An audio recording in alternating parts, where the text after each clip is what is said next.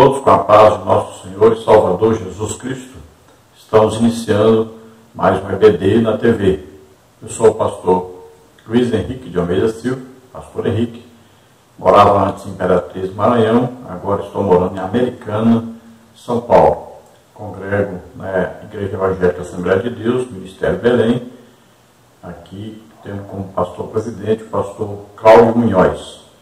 Se você que nos assiste deseja nos convidar para estarmos aí, basta entrar em contato conosco. Nosso telefone ainda é o mesmo, com o DDD ainda de Imperatriz Maranhão, DDD 99, e o telefone 991520454. Nosso e-mail, henriquelhas@hotmail.com. Faço palestras sobre EBD para professores, superintendentes, interessados. Fazemos palestras para obreiros, EBO. Fazemos palestras sobre família. Fazemos palestras sobre missão. Já fui missionário, pela graça de Deus, abrimos 8 igrejas. Também fazemos palestras sobre dons do Espírito Santo. O Espírito Santo me concedeu dons de curar. Sobre família, nós ministramos, podemos falar sobre casais, sobre idosos, sobre jovens e, de uma maneira geral, também sobre família. Também fazemos palestras sobre escatologia, sobre evangelismo, tanto nas ruas, hospitais, praças, cadeias, como também nas casas, que nós chamamos missão no lar. Então, entre em contato conosco, nós estaremos aí com todo prazer. Estamos estudando neste trimestre, nas revistas da CPAD, com o tema A Raça Humana, Origem, Queda e Redenção. O comentarista da CPAD deste trimestre é o pastor Cláudio Correia de Andrade. Hoje estaremos estudando a lição de número 9, o primeiro projeto de globalismo. Nós estudamos já sobre a primeira civilização, começando ali com Adão e Eva, e passamos a ver sobre Caim, Abel, e aquela primeira civilização, então, que durou até o dia do dilúvio, né? A partir dali, então, do dilúvio, vamos ver agora uma nova etapa, a segunda civilização.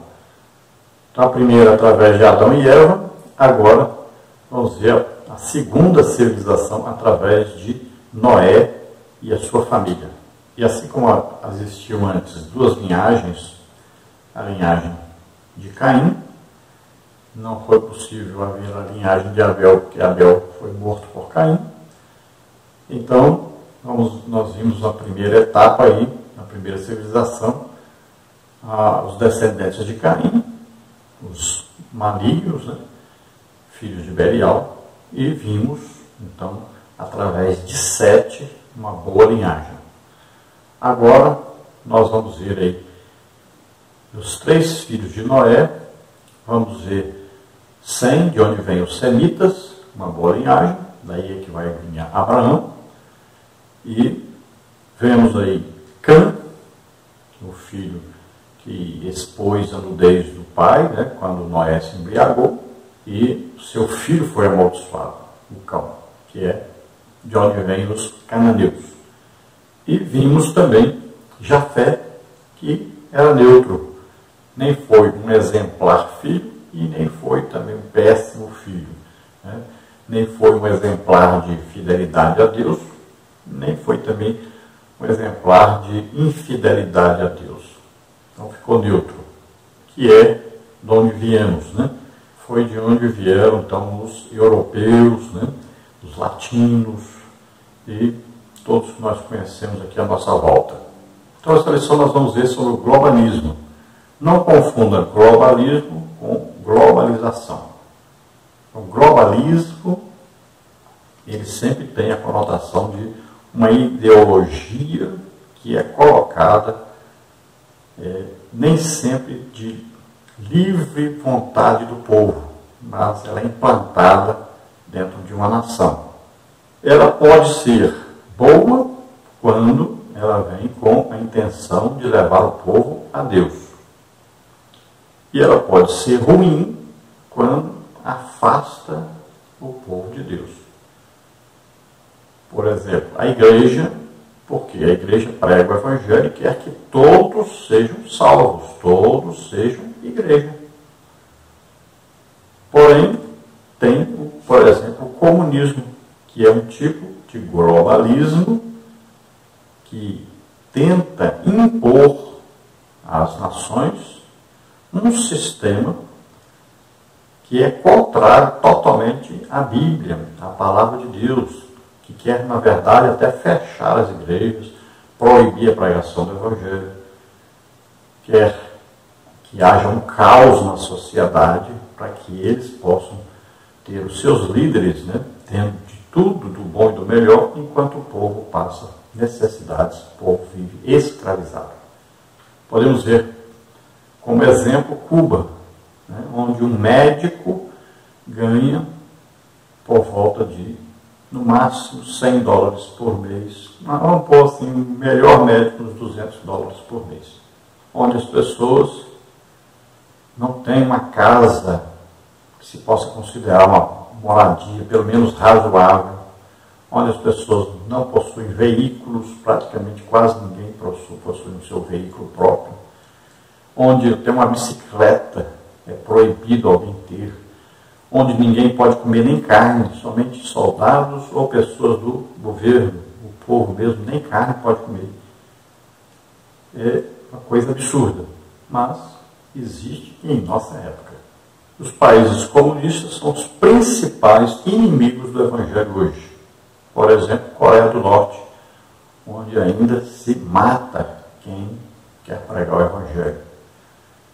Na China, por exemplo, as pessoas vivem congregando às escondidas, muitas vezes são aprisionados, torturados, mortos, e assim são os países comunistas inimigos do Evangelho de Jesus Cristo.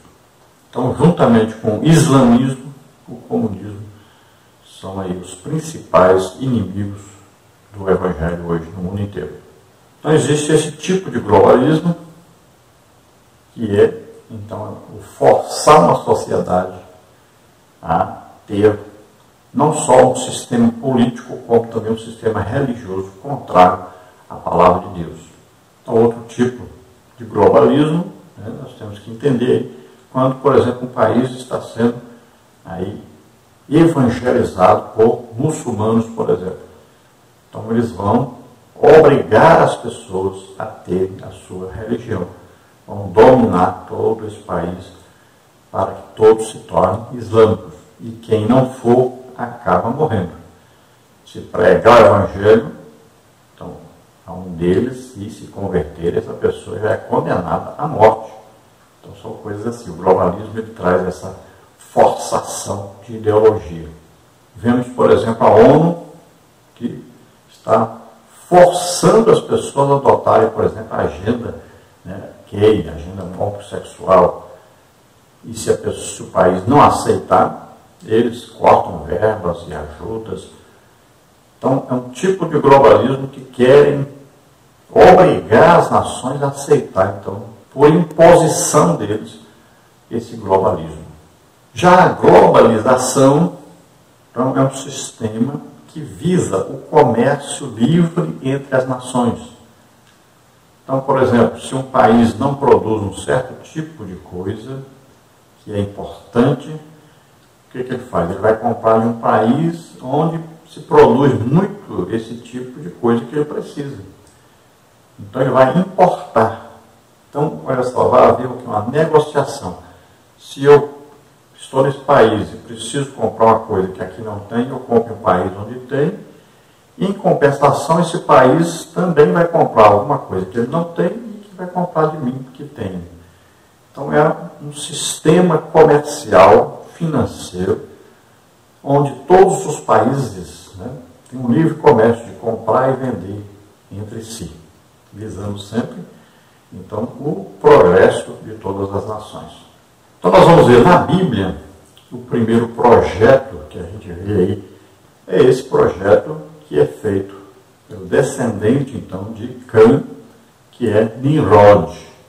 Então nós vemos ali que ele vai construir tanto uma cidade, a Babilônia, quanto a torre de Babel, chamada, porque é uma torre que foi construída com o objetivo de tocar no céu. Eles queriam subir até o céu.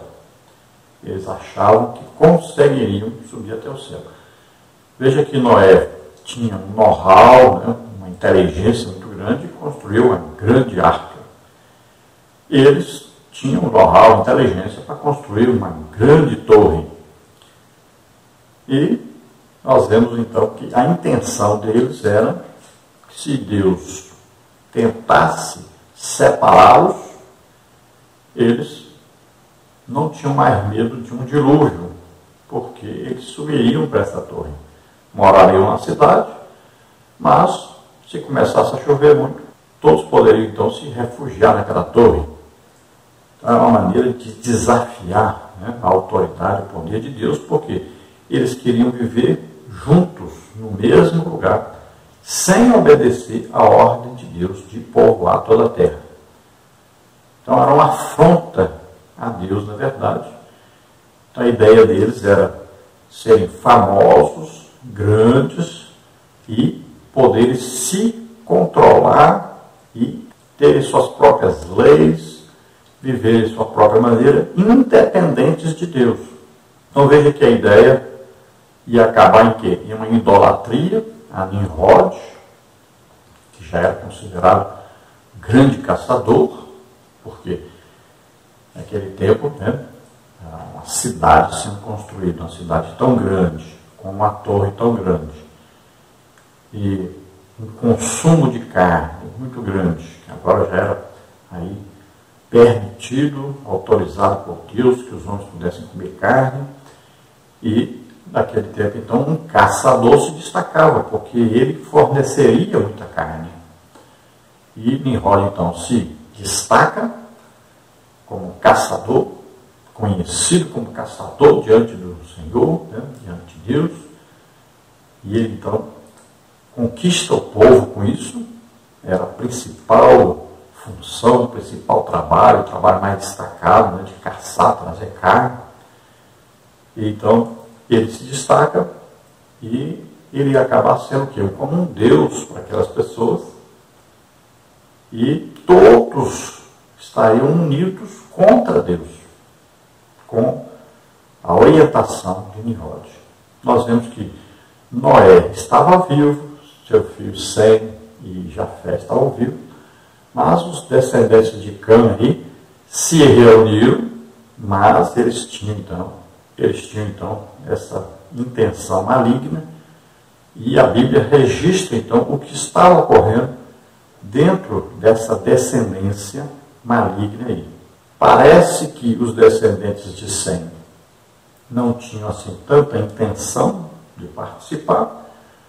Os descendentes de Jafé, que eram neutros, obedeciam como que na marra, e os descendentes de Cã, que tinham maior vantagem aí, e tinha uma força física, né, a violência a favor deles, dominavam sobre todos os demais. De maneira que estão construindo, se julgam agora donos do mundo, da terra, e independentes de Deus, e Deus então desce. Então Deus desce, está dizendo na Bíblia, não quer dizer que Deus saiu lá do trono e desceu na terra para olhar a torre, que ele precisava descer para ver, que a torre para Deus é pequenininha. Não, nada disso. Deus é Deus, ele conhece todas as coisas, sabe todas as coisas. Sabe eu aqui, uma formiga, por exemplo, o que ela está fazendo, para onde vai, Deus sabe, não precisa de descer para ver isso. Então essa maneira de falar Deus desceu para ver, não quer dizer que Deus saiu lá do trono da glória e desceu aqui na terra para ver. Por exemplo, Sodoma e Gomorra. A Bíblia diz que Deus desceu para ver a situação, porque Ló estava clamando, né? Mas veja bem, não quer dizer que Deus saiu do trono dele e veio. Ali apareceram 3 anjos, nós sabemos que um ali é uma teofania, né? Manifestação de Jesus Cristo, pré-encarnado, e Abraão conversa com Jesus, e os 2 anjos vão para Sodoma e Gomorra. Então, esse desceu, veio então essa manifestação, essa teofania, Jesus então está ali conversando com Abraão, veio para abençoar Abraão, mas quem foi a Sodoma e Gomorra? Foram os dois anjos, porque Jesus já sabia exatamente o que estava acontecendo lá. Então os anjos foram orientados para levar o juízo até Sodoma e Gomorra e tirar de lá Ló e sua família devido à intercessão que Abraão fez. Por isso que a Bíblia diz, lembrou-se Deus de Abraão e livrou o justo Ló. Veja bem, lembrou-se Deus de Abraão, porque Abraão intercedeu. Então esse desceu aí, não diz aí se anjos desceram, né? Não diz o que aconteceu aí, só diz que Deus desceu. Não quer dizer que Deus saiu de lá e veio para cá. Tá? Não entenda assim, porque não é isso que aconteceu. Deus lá do seu trono conhece todas as coisas, sabe todas as coisas, tem todo o poder, toda a autoridade, sabe os detalhes até de uma formiga aqui na terra, uma pulguinha, onde é que está, o que está fazendo. Não precisa dele descer para ver. Então nós podemos entender esse desceu como prestou atenção a esse fato que estava acontecendo. Quase totalidade de todos os seres humanos da terra fazendo a mesma coisa no mesmo lugar e tendo uma intenção maligna por detrás deles. Seria como se houvesse aí uma antecipação da grande tribulação, né? Ali, naquela construção daquela torre. Porque haveria ali um Deus, um líder, e um povo rebelde desobedecendo a Deus quanto à povoação da terra. Nós vamos ver que o globalismo vai funcionar totalmente na grande tribulação com a orientação, o governo do anticristo, que é orientado por Satanás. Depois nós vamos ver outro tipo de globalização, que é no milênio, Jesus Cristo governando. Então, um governo de um só, tendo como base a palavra de Deus, a autoridade de Deus, e Deus mesmo governando sobre todos. Então, olha só, grande tribulação, globalização má, dirigida por Satanás.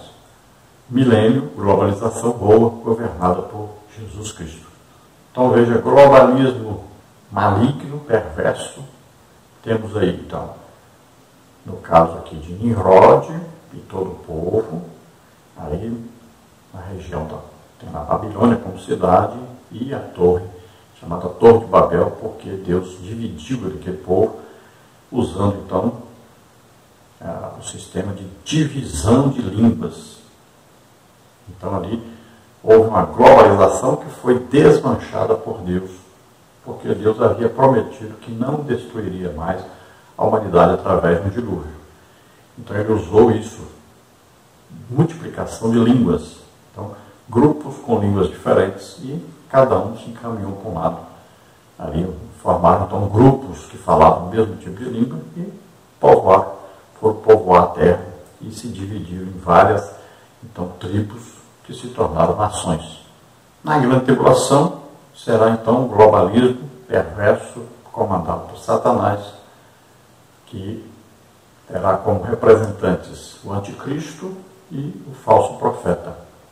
Então será implantado aí o quê? Uma mesma religião, uma mesma língua, uma mesma política, o mesmo dinheiro, a mesma moeda.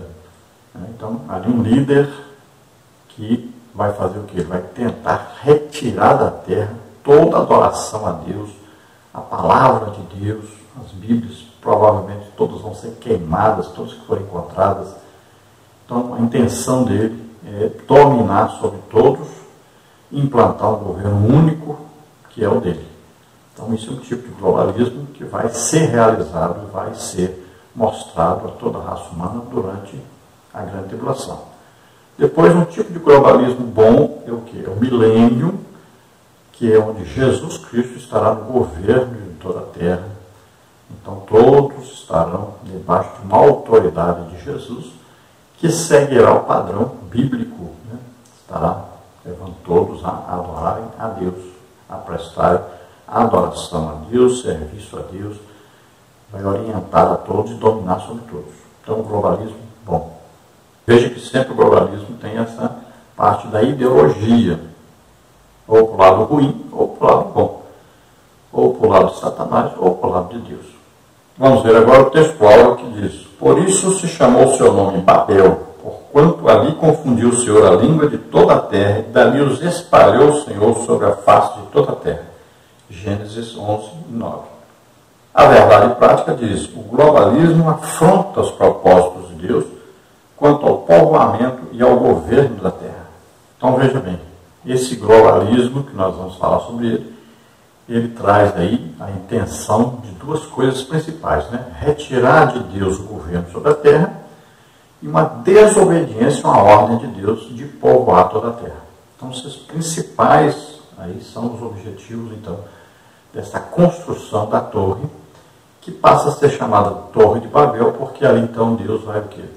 Dividir ali o dialeto, né? A fala, a língua, que todos falavam a mesma língua. A partir dali, então, várias línguas são implantadas e cada grupo de pessoas passa a falar um tipo de língua diferente. E isso trouxe o quê? Uma divisão. Então, estavam unidos em torno de dois objetivos principais, né? Aí, colocar em Rod como um Deus e desobedecer a Deus quanto a viverem separados e povoando toda a terra.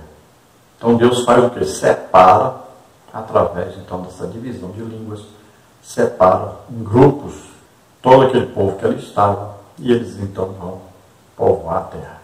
Então, o que acontece? Os semitas vão ocupar aí, né, a Ásia, e nós vamos ver que Cã vai ocupar ali, então, aquelas terras de Canaã e vai descer para a África, né, Egito, África, e vamos ver que Jafé, principalmente, então, vai povoar a região da Europa e depois, então, as áreas latinas e as Américas também. Vamos à leitura bíblica clássica, que está em Gênesis 11, de 1 a 9, que diz assim: e era toda a terra de uma mesma língua e de uma mesma fala. E aconteceu que, partindo eles do Oriente, acharam um vale na terra de Sinar, e habitavam ali.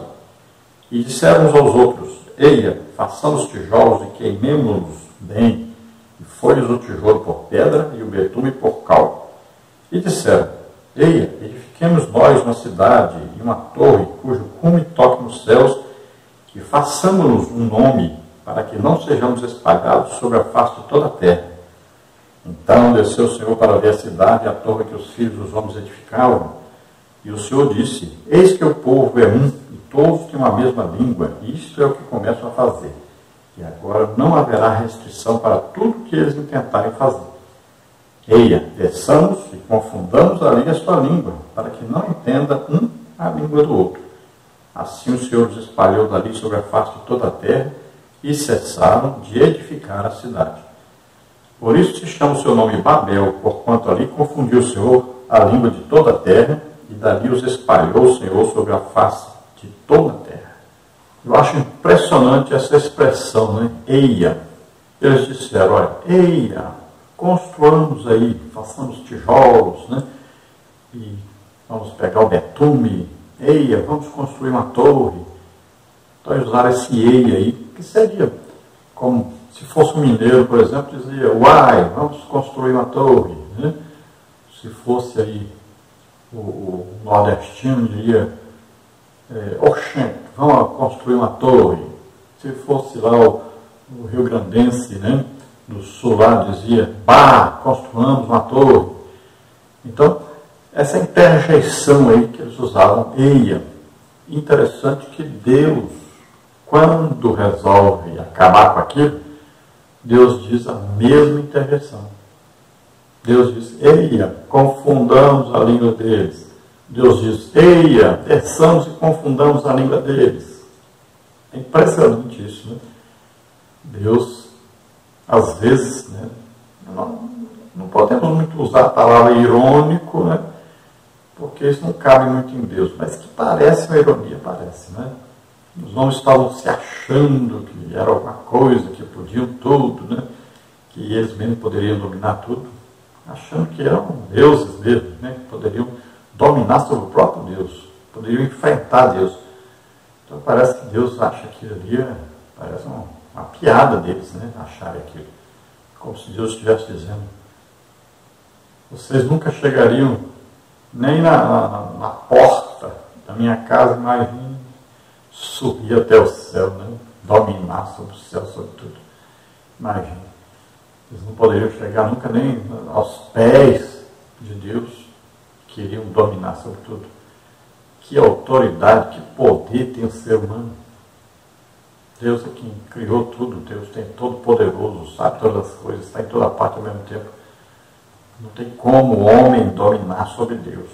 Não tem como o homem enfrentar Deus. Nessa lição nós vamos ver então os seguintes tópicos e subtópicos. No tópico 1, a segunda civilização humana. Subtópico 1, a apostasia de Cã e de Canaã. Subtópico 2, o enfraquecimento da doutrina de Noé. Subtópico 3, o descaso para o mandamento divino. No tópico 2, nós temos o globalismo de Babel. Subtópico 1, uma só língua e um só povo. Subtópico 2, a construção de Babel. No tópico 3, nós temos a intervenção de Deus em Babel. Subtópico 1, a confusão das línguas. Subtópico 2, o efetivo povoamento da terra. Subtópico 3, a eleição de Sem. A introdução diz o seguinte: hoje estudaremos a primeira iniciativa de se globalizar a terra. Essa apostasia teve lugar em Sinear, na Mesopotâmia. Ali homens ímpios e dissolutos incitaram a descendência de Noé a aglomerar-se num só lugar, sob um único governante. Foi assim que nasceu o globalismo, uma doutrina contrária ao propósito divino quanto à povoação e ao governo da terra. Em seguida, veremos como se deu a intervenção do Senhor naquele projeto insano. No único ato, Deus confundiu a língua dos filhos de Noé e os espalhou pelos mais remotos continentes e ilhas. Finalmente, constataremos como o Senhor deu início à linguagem piedosa de Israel, chamando o patriarca Abraão a viver pela fé. Que Deus nos ajude a compreender mais esta lição extraída de sua maravilhosa e insondável palavra. Seja-lhe tributada toda a glória. Amém. Então, hoje esse é o nosso estudo, falar sobre esse globalismo que teve início, então, nessa região de Sinear, ali na Mesopotâmia, onde eles foram construir, então, a cidade de Babilônia e a torre, chamada Torre de Babel. Depois ali, então, o Senhor confundiu a língua deles e, então, desmanchou aquela ideia deles de terem um único líder, um único Deus, que seria, então, Nimrod, e teve também a ideia de viver somente naquela região. Se acontecesse isso, haveria ali uma cidade muito grande e onde se multiplicaria doenças, né, a prostituição e tudo que não presta estaria ali naquela grande cidade e acabaria que eles não aumentariam muito devido às doenças, às pragas que surgiriam e também eles não povoariam todo o restante da terra que estava preparado para eles. Eles acabariam com tudo ali, comeriam todos os animais, destruiriam toda a vegetação. Rapidamente, então, eles acabariam com toda aquela região. Você pergunta, era a mesma região onde antes tinha o Jardim do Éden? É, mas não tinha mais o Jardim do Éden porque no dilúvio aquilo tudo se acabou. E é importante entendermos que assim como Deus dividiu o povo através das línguas, agora nós temos que entender que Deus também une todos os povos através de línguas do Espírito Santo. Veja só, todos os que são batizados no Espírito Santo não falam línguas.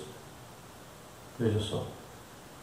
Então, todos que são batizados no Espírito Santo estão unidos com um tipo de língua que vem do Espírito Santo. Ninguém fala a mesma língua. Pode coincidir de um falar a mesma língua do outro, mas dificilmente você acha uma pessoa que fala em línguas igualzinho o outro fala em línguas. Pode olhar. São línguas diferentes. E isso, olha só, traz a união da igreja.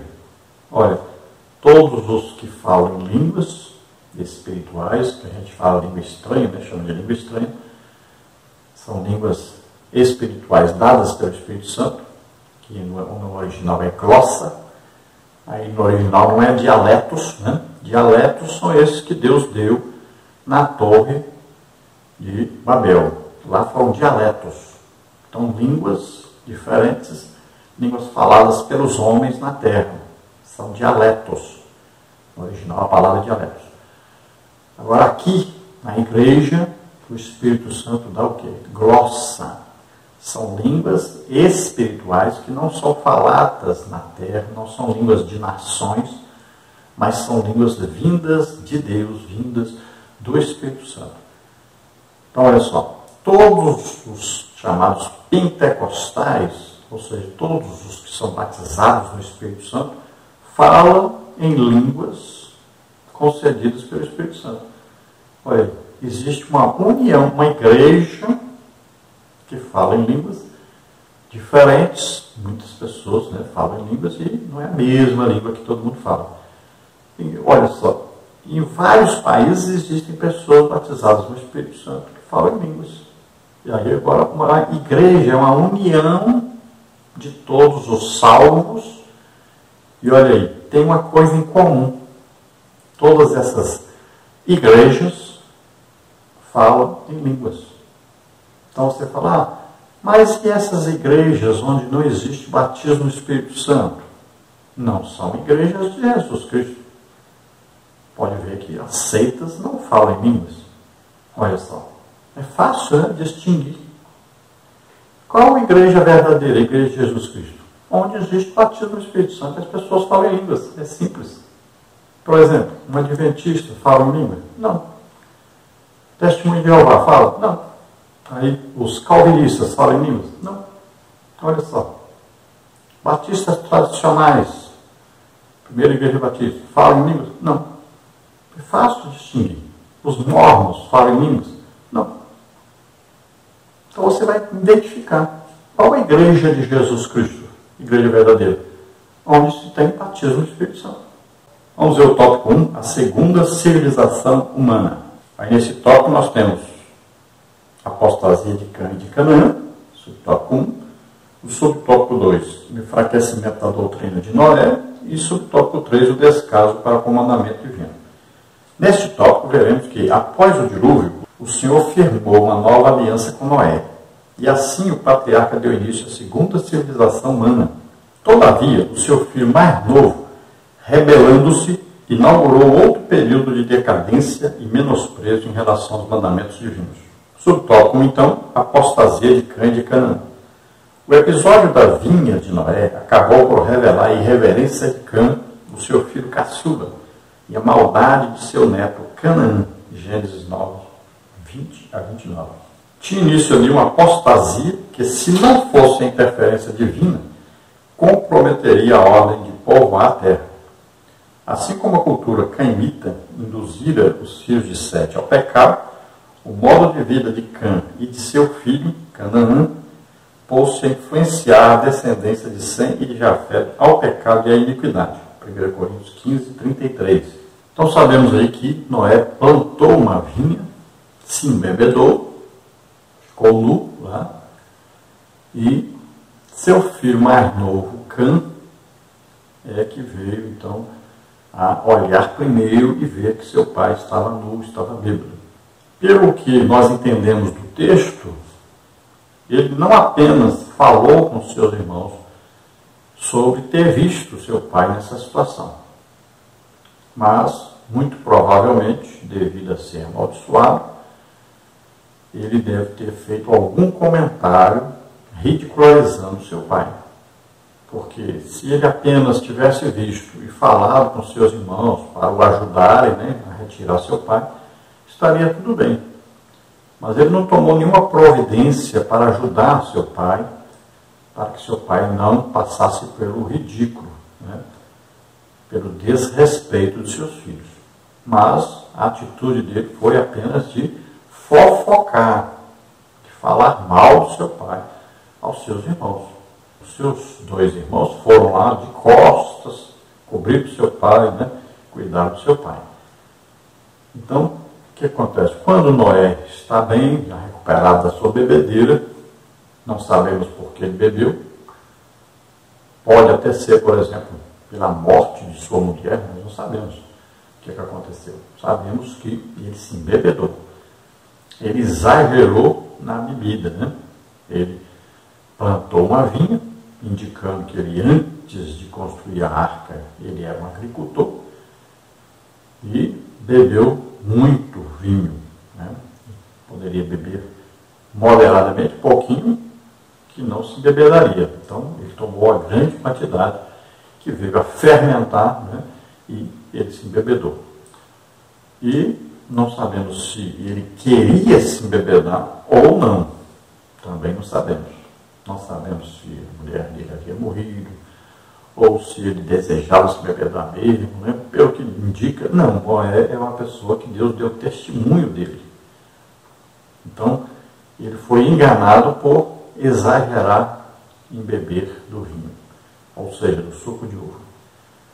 Agora nós vemos então que seus filhos, tanto Sem como Jafé, ajudaram, foram respeitosos com o pai.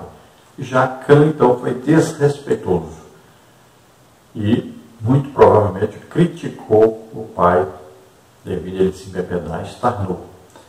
Então, Noé, depois, quando está sóbrio, é participado, né, disso que aconteceu, e ele vai, então, chamar os 3 filhos, e ele amaldiçoa Canaã. Por quê? Deus havia abençoado Noé e seus filhos. Ele não poderia lançar uma maldição sobre o seu filho Cã, porque Deus o havia abençoado. Então, o que ele faz? Ele amaldiçoa o filho de Cã, que é Canaã, de onde vêm os cananitas, né? Aquele povo que foi amaldiçoado por Deus. E ele faz o contrário com os outros 2 filhos que o ajudaram, foram respeitosos. Abençoa tanto a Sem como Jafé.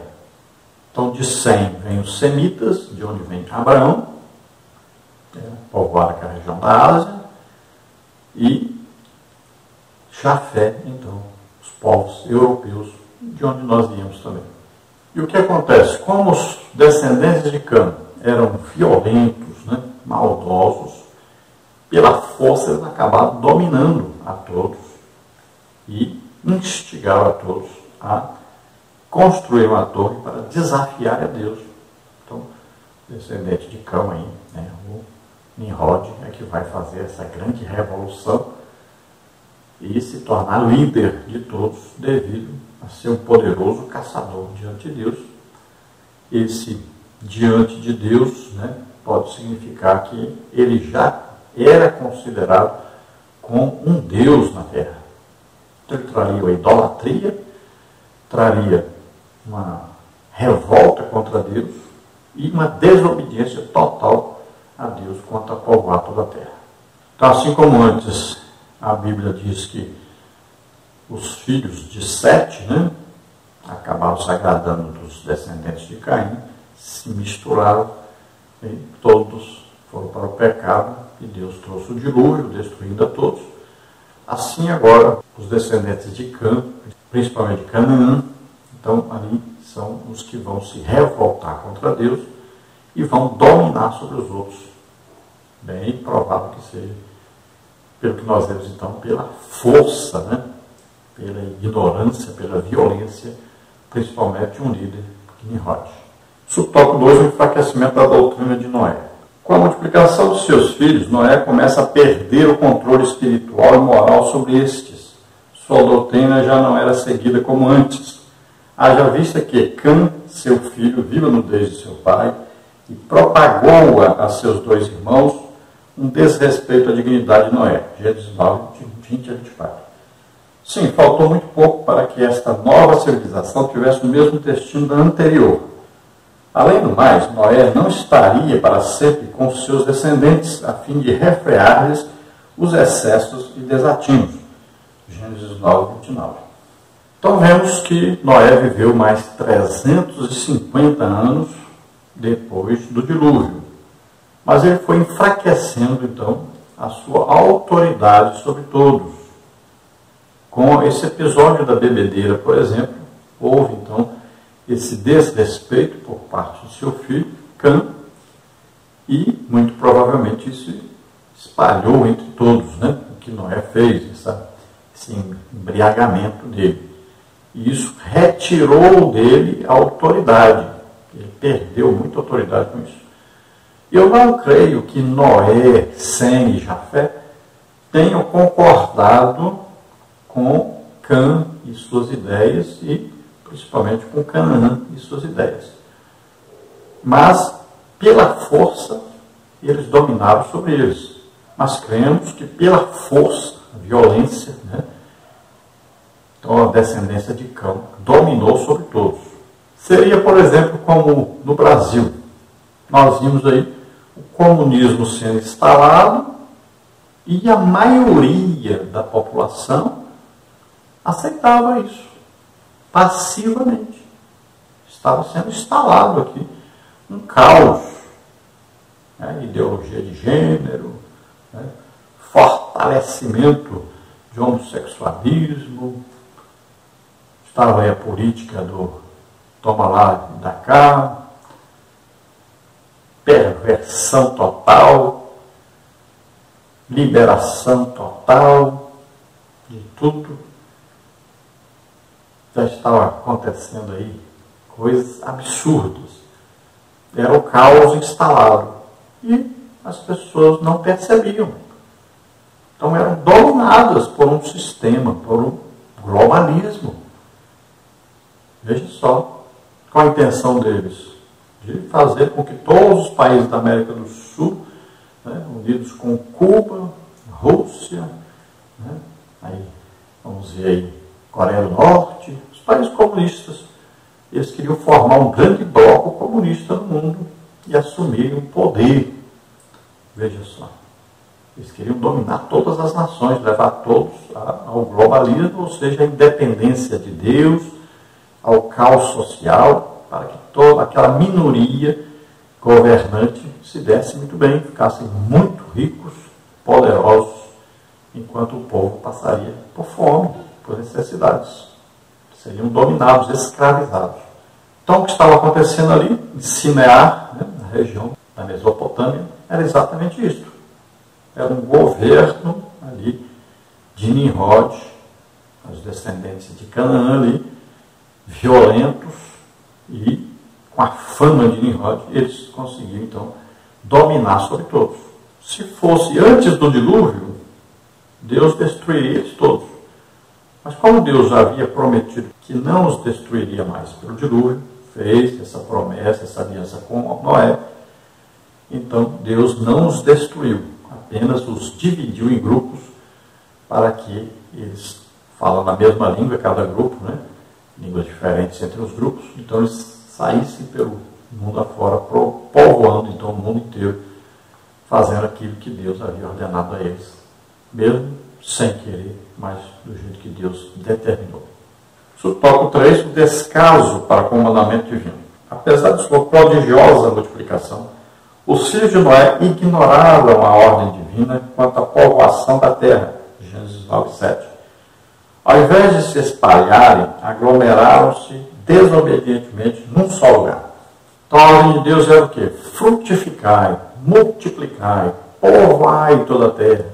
Mas a intenção deles o que era? Exatamente o contrário, ficar num lugar só e não encher a terra nunca. E é uma ideologia, é um sistema maligno que ainda prevalece no mundo. Pode ver que a quantidade de filhos tem diminuído muito ao longo dos anos. Hoje os casais querem ter um filho só. É uma desobediência a Deus. É um enfrentamento de uma ordem de Deus. E nós vemos muito isso dentro da igreja.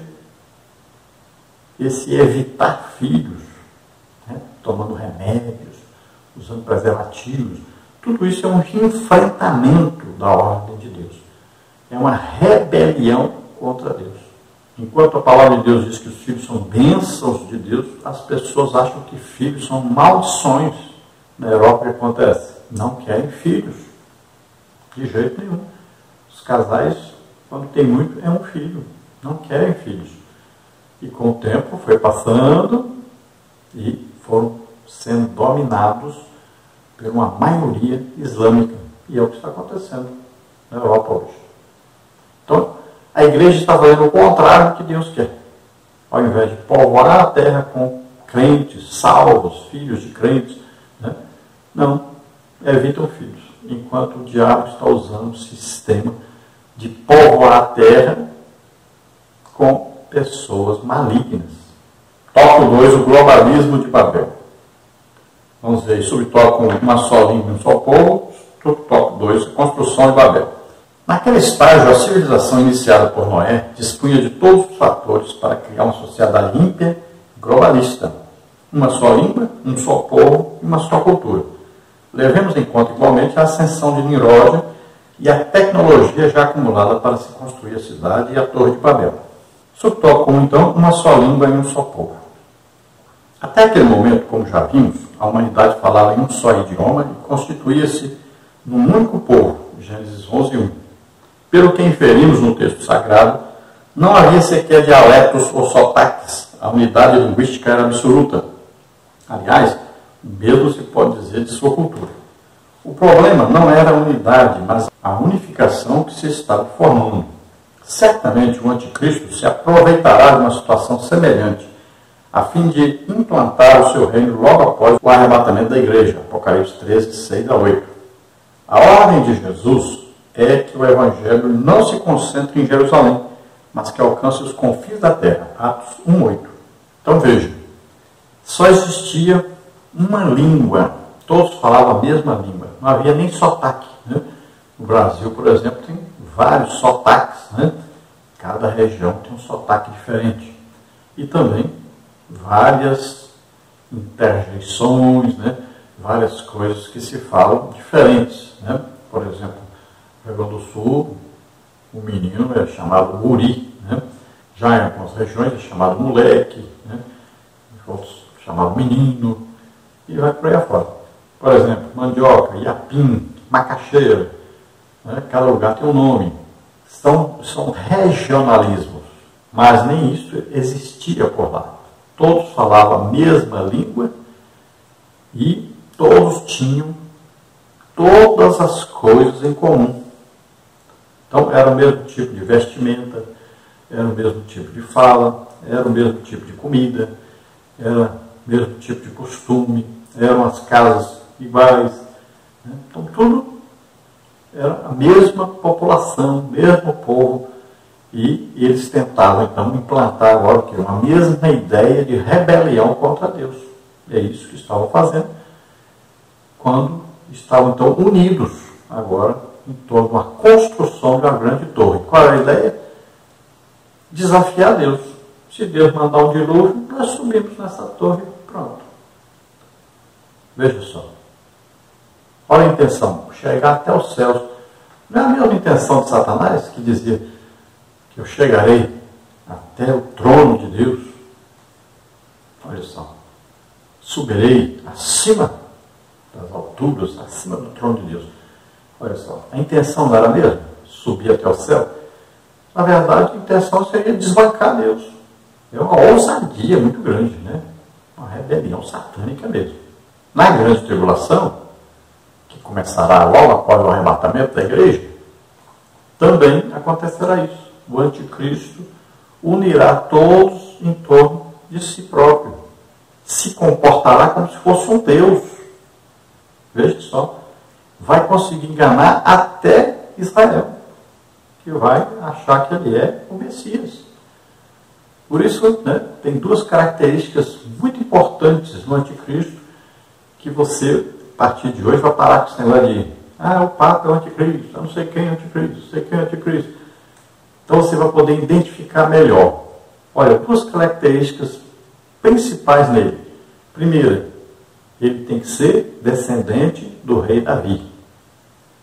Por quê? Porque qualquer governante para governar sobre Israel tem que provar sua descendência de Davi. Então isso é uma maneira de descobrir. Muito importante. Preste atenção nisso. O anticristo tem que ser descendente do rei Davi para ser aceito como o Messias de Israel. É o que o anticristo vai ser aceito assim, vai ser considerado como Messias, vai enganar Israel. Segunda coisa que é revelada em Daniel, né? Ele não terá o amor das mulheres, ou seja, ele vai ser um efeminado, um homossexual. Por isso, toda essa luta aí, né? Da ONU e a luta de muita gente querendo implantar o homossexualismo, essa agenda gay aí no mundo inteiro. Já é preparação para o governo do anticristo. Então, durante a grande tribulação, ele será um líder. O anticristo será o líder de todas as nações. Vai querer passar todos a ter a mesma língua, uma mesma moeda, todo um sistema político seu mesmo, governado pela mesma pessoa. Então, isso aí é o que? É o ecumenismo. Essa é a ideia que vai ser implantada aí no mundo, aos poucos, e o anticristo, quando a igreja subir no arrebatamento, o anticristo assumirá o governo. E o que ele vai fazer? Vai se levantar contra tudo que Deus ensina em sua palavra e vai ser contrário, vai destruir, botar fogo em tudo quanto é Bíblia, vai fechar tudo quanto é igreja, e a religião será adoração a ele. Então veja que a ordem de Deus para a igreja era o quê? Olha só, vocês vão pregar o evangelho tanto em Jerusalém, como na Judéia, Samaria, né?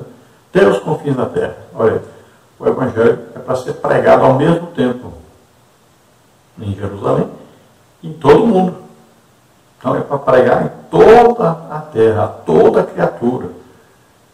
Olha lá, Marcos 16 diz o que lá? Ide por todo mundo, pregar o evangelho a todo mundo, a toda a criatura. Veja bem, o evangelho é para ser pregado a todos, indistintamente. Não importa tribo, raça, língua, nação, todos têm que ouvir a palavra de Deus. E é nosso dever de propagar esta palavra. Então, ao contrário daquele povo que queria ficar num lugar só, Deus ordena que todos, né, sejam alcançados pelo evangelho, todas as nações que Deus fez com que existissem através, então, da confusão das línguas na Torre de Babel. Subtópico 2, a construção de Babel. Os filhos de Noé não eram ignorantes, nem careciam de tecnologia, pois haviam sido capazes de executar o projeto da arca, de Gênesis 6, 14 a 16, e de tal forma construíram que o grande barco resistiu aos ímpetos do dilúvio. Por conseguinte, a construção de uma cidade cujo epicentro havia um arranha-céu era apenas uma questão de tempo. Então, às vezes, você pode pensar assim, mas como é que eles poderiam construir uma grande torre desse jeito, que ia tocar no céu? Que tecnologia eles tinham? Então, nós vamos ver, gente, que Adão, o primeiro homem, era super inteligente. Ele deu nome a todos os animais. E nome não era apenas como nós fazemos assim, de apelidar, não. Era um nome que tinha um significado. Adão colocou nome nos animais. A inteligência era muito grande. E vamos ver que ele conversava com Deus, dialogava com Deus. E no diálogo de Deus com Adão, com Eva, nós vamos ver que eles conversavam bem, sabiam falar, sabiam responder. Normalmente, eram pessoas, não eram animais, como se ensina por aí. Não eram animais irracionais, nem pessoas que não sabiam se comunicar, não sabiam nada. Não, eram super inteligentes. E, se nós prestarmos bem atenção, se nós estudarmos bem, nós vamos ver que os homens eram mais inteligentes do que hoje. Porque tudo aquilo eles construíram do nada, começaram assim, sem ninguém ensinar, né? Então, tudo era o quê? Era a primeira vez, quando construíram lá uma enxada, uma foice, um martelo, né? As espadas. Veja que os israelitas andavam todos armados, né? Quando saíram do Egito, saíram armados, pronto para a guerra. Sendo que no Egito, então, já tinha os armamentos. Olha só. Então, nesse início da humanidade, tudo foi criado ali. Os homens eram super inteligentes e super férteis. Não vai pensar que tinha pouca gente, não. Eram milhões de pessoas. Não era pouca gente, não. Olha, o Brasil tem 520 anos. Aí, 210 milhões de pessoas. Imagine lá. No tempo de Noé viveu 350 anos depois do dilúvio. E aquele povo vivia muito e tinha o quê? Uma super reprodução. Então, além de serem muito inteligentes, eles também tinham uma super multiplicação. Então, geravam muitos filhos. Tinham saúde, né? Tinham inteligência e eles tinham uma tecnologia muito avançada. Noé construiu uma arca, não é um barco. Não era para navegar, era apenas para ficar sobre a água. Não é? Mas foi empregado a grande tecnologia. Ele e seus filhos só que construíram. Mostra uma grande inteligência. Não é? E agora, os descendentes de Noé, todos após o dilúvio, são descendentes de Noé. E de seus filhos e esposas de seus filhos. Então veja que esses descendentes também eram super inteligentes. E puderam construir, então, uma grande cidade, uma grande torre. Olha só. Não vá pensar que eram pessoas ignorantes. Olha aí, inventaram instrumentos musicais, instrumentos agrícolas.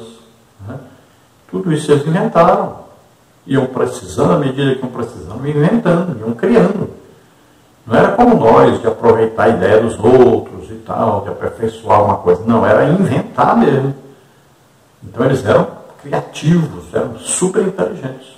Mas ao invés de usar essa inteligência para o bem, estavam usando para o mal. Assim como nós vemos hoje. Não é? Olha, a inteligência dos homens construir as coisas, fazer as coisas, criar as coisas, estão usando o quê? Para construir bombas atômicas, né? Armas de todo tipo, coisas para destruição, aí, anticoncepcionais. Estão inventando só coisas para a maldade, para a coisa contrária à vontade de Deus. Criam cada dia mais. Usam a inteligência que Deus deu aos homens para agradar ao diabo e seus planos malignos. Tópico 3. A intervenção de Deus em Babel. Subtópico 1, a confusão das línguas. Subtópico 2, o efetivo povoamento da terra. Subtópico 3, a eleição de Sem. Para salvar a humanidade de si mesma, Deus interveio confundindo-lhe a língua. Em seguida, dispersou os descendentes de Noé para que povoasse as mais distantes ilhas e continentes.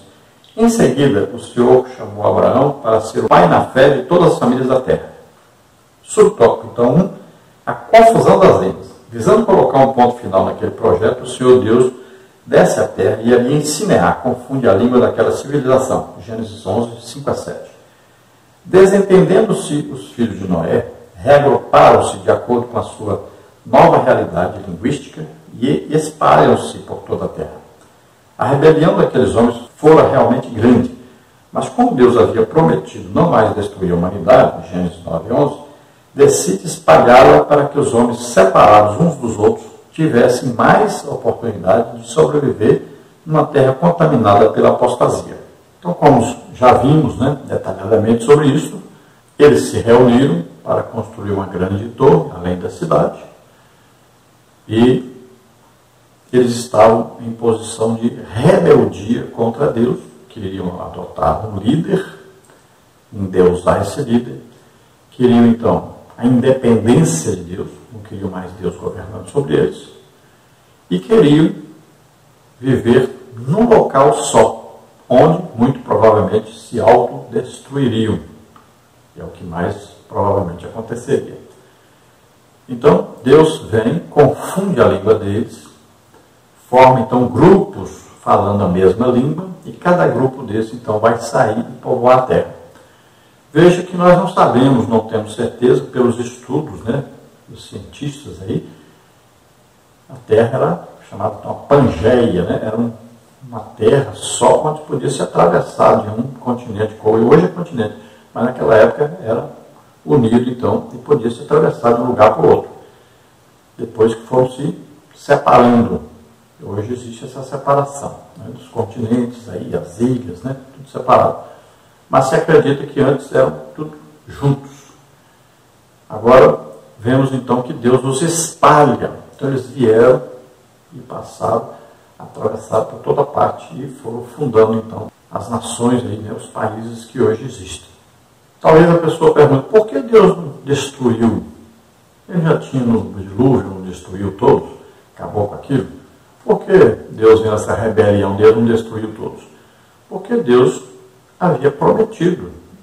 Ele fez uma aliança com Noé e disse que não mais destruiria os homens pelas águas do dilúvio. Então ele tinha prometido. Não quer dizer que não vai haver outra destruição total da terra. Nós vamos ver que vai acontecer lá no final do milênio, né? Então a terra será totalmente queimada por fogo, tá? E será feita uma nova terra, tá? Completamente diferente desta. Por quê? Não vai ter sol, né? É a luz vem do próprio Deus. Nem mar vai existir mais. É completamente diferente dessa terra. Então essa terra será destruída pelo fogo. Isso está escrito, registrado na Bíblia. Você veja aí Pedro falando sobre isso. Então a ideia de Deus é que separar os homens, povoar a terra, e eles teriam muito mais chance de conseguirem viver, continuar vivendo, se multiplicando, do que se vivesse numa cidade, uma grande cidade, só ali e todos ali juntos. O que aconteceria ali? Proliferação de doenças, né, pestes e toda coisa ruim, até que se consumisse, se matasse também pela violência uns aos outros. Tópico 2, o efetivo povoamento da terra. Sabemos que Deus forçou os descendentes de Noé aos confins do mundo, Gênesis 11:9. Caso isso não tivesse acontecido, aquela geração teria o mesmo destino dos pré-diluvianos. Assim como aquela geração chegou aos confins do mundo, o Senhor Jesus ordena-nos a levar o Evangelho até que todos os povos e nações venham ouvir as boas novas, como está em Mateus 28, 18 a 20. Quando isso acontecer, então virá o fim, Mateus 24, 14.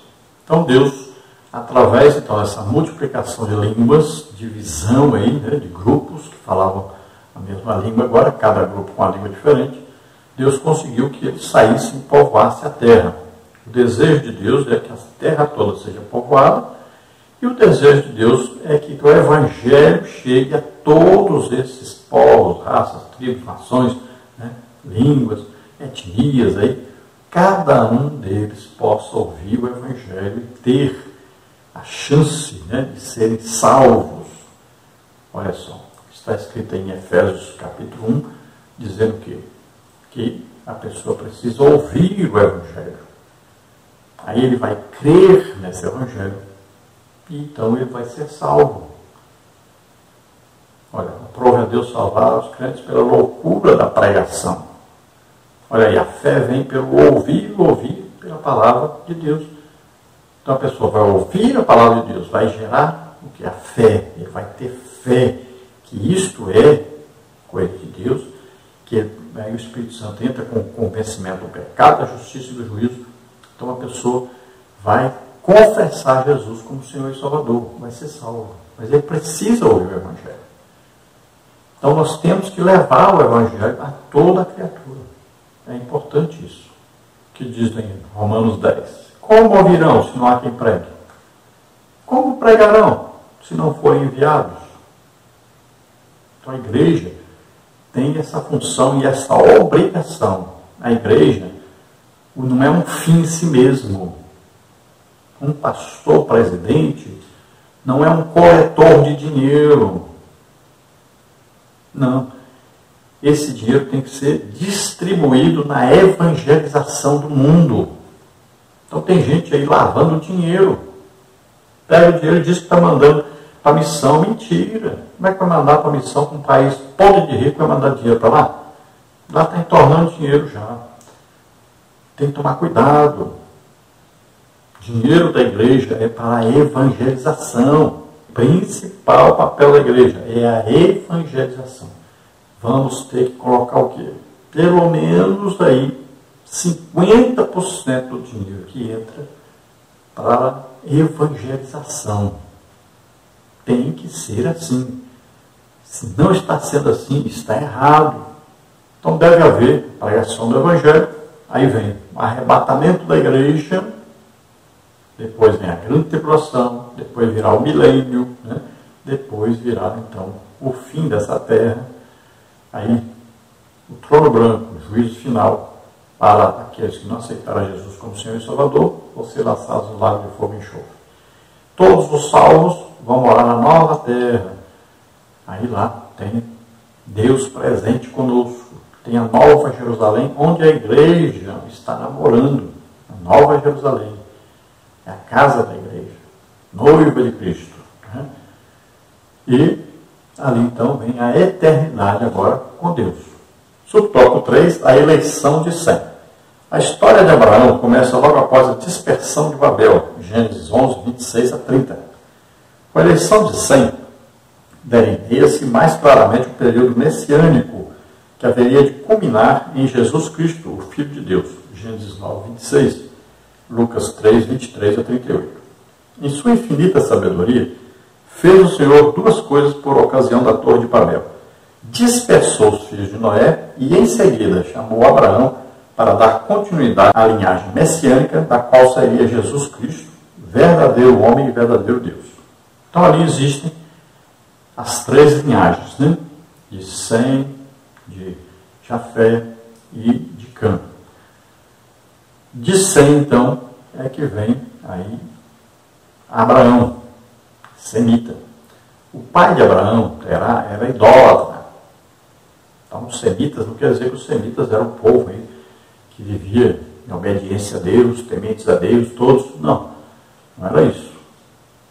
Era que ali estava ainda Noé vivendo, seu filho Sem estava vivendo ali.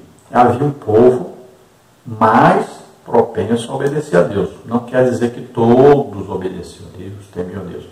Porque o próprio pai de Abraão era idólatra. Você veja isso na palavra de Deus escrita aí. É no livro de Josué. Né? Então veja só. Dali é chamado Abrão, que era temente a Deus. E pela fé ele sai dali. Veja bem, a fé aí é o que conta para a justificação. A Bíblia diz, Abraão foi justificado pela fé. Saiu sem saber para onde. Deus disse, vai para a terra que eu te mostrarei. Ele recebeu duas chamadas. Aí na terra de Ur dos Caldeus, que é aí na Mesopotâmia, né? E ele vai sair dali. Agora ele sai com seu pai primeiro, espera seu pai morrer, depois ele recebe a segunda chamada dele. Aí que ele vai entrar na terra de Canaã. Então veja só que ele saiu sem saber para onde ia. E depois, novamente, ele vai sair para a terra que Deus destina, né, que é Canaã, onde no futuro seria Israel. Então ele foi justificado por crer em Deus, ter fé em Deus. E a salvação sempre teve a ver com fé. Olha aí. A salvação é pela graça de Deus. A graça é o quê? Jesus morrendo por nós na cruz do Calvário, ressuscitando, vencendo a morte, o pecado, né? Ressuscitando. Aí nós vamos ouvir essa pregação e vamos acreditar nisso. A justificação nossa é pela fé também. Olha aí. A salvação é pela graça, Jesus morrendo por nós, e nós temos que acreditar nisso, senão não há salvação. E a Bíblia diz bem claro, né? Quando Deus fala para Abraão, por que Deus chamou Abraão aí? Depois passou a ser Abraão. Por que Deus o chamou? É bem claro, está escrito na Bíblia. Quando Deus chega e fala para Abraão e diz, ao seu descendente, olha aí, que serão dadas aí todas as nações, serão salvas pelo seu descendente. Deus está chamando Abraão, visando Jesus Cristo, que ia nascer descendente, né, na família de Abraão. Então, olha só. Está lá, Paulo fala isso, o seu descendente que é Cristo. Está bem claro aí, né, na Bíblia. Então, a visão de Deus, quando chama Abraão, é dele vir, então, uma família que seria exemplo para as outras famílias da terra. Exemplo em que? Na fé em Deus, na obediência a Deus, aí na maneira de vestir, de falar, de comer, de temer a Deus, tudo isso seria um exemplo para todos. Dessa família nasceria então o Messias, que é Jesus Cristo, nosso Salvador. Conclusão. A fim de preservar sua obra, o Senhor Deus promulgou duas ordenanças quanto à sua criação. Em primeiro lugar, povoação de toda a terra, como está em Gênesis 9:7. E por último, a grande comissão, através de Jesus Cristo. É-me dado todo o poder do céu e na terra. Portanto, ir de ensinar todas as nações, batizando-as em nome do Pai, do Filho e do Espírito Santo, ensinando-as a guardar todas as coisas que eu vos tenho mandado, e eis que eu estou convosco todos os dias, até a consumação dos séculos. Amém. Mateus 28, 18 a 20. Contra o globalismo, cuja missão é submeter o mundo aos caprichos de Satanás, só mesmo a obediência aos termos da grande comissão. Evangelização e missões já. Maranata, ora vem, Senhor Jesus. Então vemos aí claramente as duas promulgações de Deus aí. Povoar a terra, encher a terra, e para salvar todos esses homens, salvar todos que vão nascer aí nessas nações que são formadas. Vamos ter que pregar o Evangelho a todos eles. Quem é que prega? A igreja. Quem é a igreja? Todos os salvos, aqueles que aceitaram Jesus como Senhor e Salvador. Tem a obrigação, o dever de pregar o Evangelho a todos, para que todos possam ser salvos. Esse é o desejo de Deus. Jesus morreu para que todos sejam salvos. Então preguemos o Evangelho. Levemos essa palavra a todas as pessoas do mundo inteiro. Então começa aí do seu vizinho, começa do seu colega de trabalho, do seu colega de colégio. Começa aí. Vamos pregando o Evangelho a todos, para que todos possam ter a oportunidade de aceitar Jesus como Senhor e Salvador e serem salvos. Então nós vamos ensinar esta palavra, pregar esta palavra, depois vamos batizar essas pessoas nas águas, vamos aí discipulá-las, conduzi-las ao batismo do Espírito Santo, aos dons do Espírito Santo, a também serem evangelizadores, ganhadores de almas todos. Então, enquanto o globalismo tenta unir as pessoas a favor de Satanás contra Deus, nós temos que pregar o Evangelho para desfazer essa obra de Satanás e trazer as pessoas para o reino de Deus. Vamos orar agora. Se você deseja entregar sua vida para Deus agora, aceitando a Jesus como Senhor e Salvador, se arrependendo dos seus pecados agora, vamos orar juntos. Receba a salvação agora. Vamos orar. Pai, em nome de Jesus, olha, Senhor, para essas vidas que se chegam a Ti, arrependidos, Senhor, de seus pecados, confessando agora Jesus Cristo como Senhor, Salvador. Oh, graça cultivina rara, graça custe veraste.